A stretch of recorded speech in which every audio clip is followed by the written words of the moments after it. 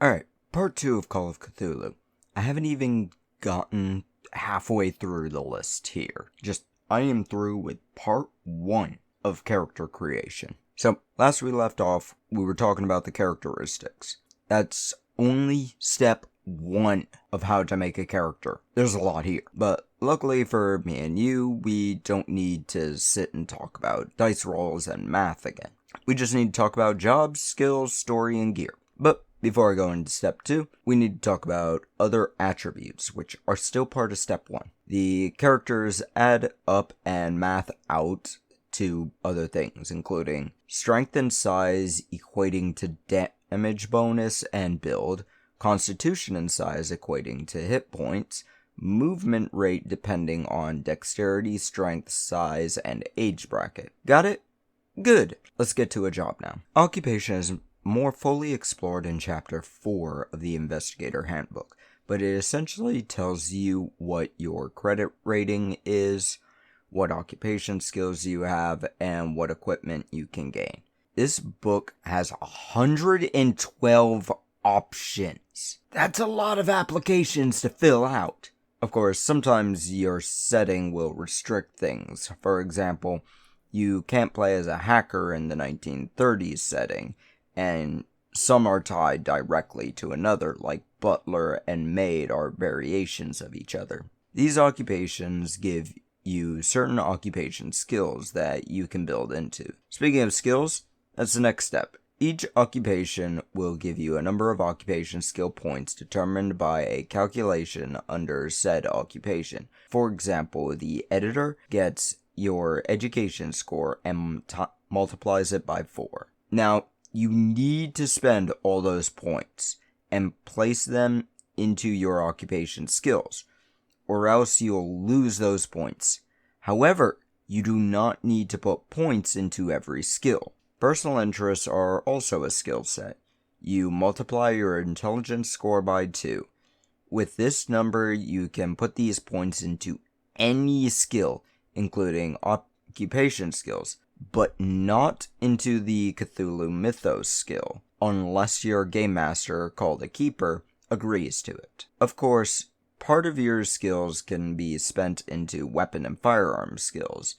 Often, your occupation will specify which weapons and guns you'll be able to use, but if it doesn't, you then get to choose which combat object you'll be capable of using. Then there's credit rating, which is essentially what you can afford. Your occupation determines your credit rating, and if the object falls within that range of your credit range, you can get it. We'll talk about equipment soon enough. But for now, we get you to your backstory. Now, weirdly enough, this doesn't actually give you anything on a game mechanics level, but it is very important on a game story level. Start with your personal description, which you can use to describe your appearance level. Rugged, handsome, ungainly, pretty, glamorous, babyface, smart, untidy, dull, dirty, dazzler, bookish, youthful, weary, yada yada yada.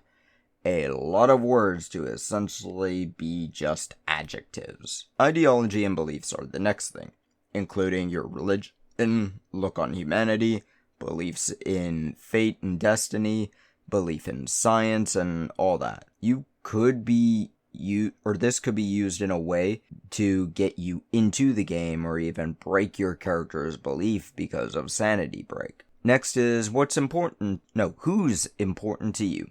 Family, friends, kids, lovers, or perhaps there's a gnome you're always fond of that got stolen, and you come in with a shotgun to get it back. Old Man Henderson will always be with us. Seriously, you won't believe this ancient tale. Look it up. Meaningful locations can be where you met loved ones, went to school, or whatever have you. Oftentimes these locations will be used as a secret cult meeting locations too. Why? Because welcome to the 1930s, where everything takes place in a school for no reason. Treasured possessions are a thing, usually a locket or some rock you've had since you were a kid, or even a garden gnome. I'm just saying, never take me wee man! Traits are your personality, basically. This will probably be watched at closely by your keeper to see if he can reward you for being in character. After that is essentially personal details like name, gender, location of birth, and even if you have a picture that can be used, though that last one is really only needed for online games, really. And now we get to the last step, equipment. Now, all of these steps have multiple ways to go about them. For easier ways, I'd recommend looking into the alternative options to create a character, as it's faster and easier. It'll make things a lot easier for new players. I recommend option 5 called Quickfire Method. There's also a chart in this book for half and fifth value, which I'm not 100% sure what that's for, despite it being referenced a dozen times leading to this point. After these pages is another optional rule for characters that know their shit and have been doing stuff for a while. Not good for a horror game, really. Now, I mentioned equipment. This is a lot harder than I thought it would, unfortunately. I can't find a specific page in either the Investigator Handbook or the Keeper Rulebook, but the Keeper Rulebook does have a full chapter on combat, which gives an idea of how armor and weapons work. I'm certain there's a place I can find it. I'm just having trouble finding it in the books I have. Now, I've done 2 parts just about character creation. I could talk about combat now, or just how the game works, but there's another problem with that, and just me talking about it. That stuff relies on your game master or keeper. Different settings have different items and different situations. Are you some no-name in the modern bumfuck of Rhode Island, or are you a part of an ancient Chinese city finding an artifact that wakes up some ancient monsters that will try to devour the village? Like I said, this is both good and bad. Games can be adapted to be set to fit any sort of story. I'm pretty sure it's easy to make a future setting as well, but as great as it is that you can do anything, it also is difficult to keep track of what is usable in your game and what may be in a scene. Note-taking is not just a good idea in this game, it's absolutely necessary. Maps can also be necessary, almost for the exact same reason, but you have to work with everyone to make sure everyone understands how your map actually works. Is it like D&D where a square equals so far? Or is it like Warhammer where an inch is about a meter of movement in whatever way you go? Really, that's a problem with it. In fact, let's get into the review part. This game is difficult to play. It's difficult to get into, and difficult to understand.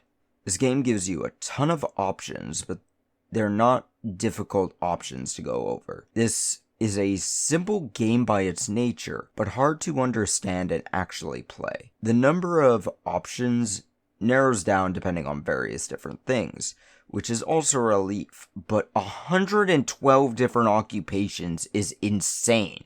Despite the fact that some of them fall into one another and only have slight changes, it's still insane. This game is fun to look at, fun to play, but has a few problems with its difficult to get into nature. I'll give this thing a 77 on my scoring system, which I just realized I need to actually show y'all how that works. But I got Warhammer Wednesday video to record, and then I gotta figure out how to commit a shove off.